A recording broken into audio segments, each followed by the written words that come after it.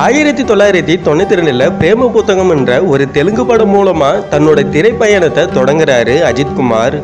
அது மட்டும் இல்லாம அவருடைய அந்த முதல் படத்திலேயே சிறந்த புதுமுகத்திற்கான விருதும் வாங்கினாரு.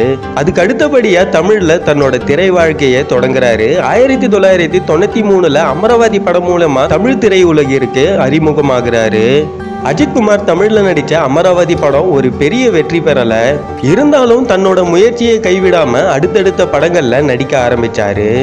1993 அறிமுகமாகி 1995 வெளிவந்த ஆசை படம் மூலமா தான் இவருக்கு ஒரு வெற்றி கிடைச்சது. அந்த வெற்றி மூலமா தான் தமிழ் சினிமாவுக்கு இன்னொரு நடிகர் உருவாக்கி இருக்காருன்னு எல்லாரையும் திரும்பி பார்க்க வச்ச ஒரு வெற்றி.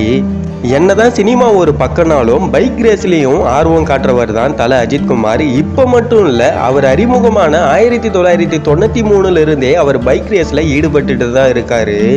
ஒரு பக்கம் தமிழ் சினிமாவில் வெற்றி அடைஞ்ச அதே ஆண்டிலேயே மறுபக்கம் பைக் ரேஸ்லயும் காயமடைஞ்சாரு.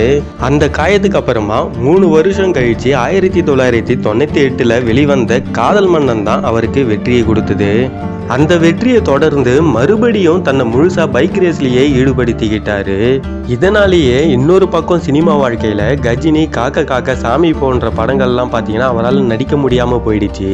கதாநாயகனா அறிமுகமானது வேணா தெலுங்கு படமான பிரேம புத்தகமா இருக்கலாம். ஆனா சினிமாவுக்குள்ள அறிமுகமானது 1990 வெளிவந்த வீடு என் கணவர் என்ற ஒரு தமிழ் படத்துல ஒரு சின்ன வயசு கேரக்டர் ஒண்ணு பண்ணியிருப்பாரு. அது மூலமா தான் அவர் முதல்ல திரை வாழ்க்கைக்குள்ளேயே வராரு. 2000 காலகட்டத்தில் தமிழ் சினிமாவோட தவிர்க்க முடியாத ஒரு நடிகரா மாறுறாரு. ஒரு வெற்றி பல தோல்வியா இருந்தாலும் அவருடைய தன்னம்பிக்கையின் மூலமா தான் இன்னைக்கு இந்த அளவுக்கு வந்து நிக்கிறாரு. அவருடைய முதல் படமான அமராவதியை அன்னைக்கு கொண்டாடலனாலும் இன்னைக்கு அவருடைய முதல் படமான அமராவதியை கொண்டாடுறாங்க. தன்னோட வாழ்க்கையை சரிபாதியா பிரிச்சு 2 இடத்துலையும் பேலன்ஸ் பண்ணி வெற்றியா நிக்கிறது சாதாரணமான விஷயம் இல்லை. அதை ஏகே பார்த்தீங்கன்னா சரியா பண்ணிக்கிட்டு இருக்காரு. என்னதான் நாம நடிச்சா போதும் அதை கொண்டாடுவாங்கன்னு இல்லாம சினிமா வாழ்க்கைக்கும் அவர் உண்மையா தான் இருக்காரு. அதுக்கு கிடைச்ச வெற்றி தான் இத்தனை லட்ச ரசிகர்களும். ஒரு நடிகனோட வாழ்க்கையில அரசியல் ஈடுபடாம இருக்காது. அதே மாதிரி தான் ஏகேக்கும் அரசியல் ஈடுபட்டு இருக்கும். அந்த இடத்துலயும் அவருடைய துணிச்சலை காமிச்சிருப்பாரு.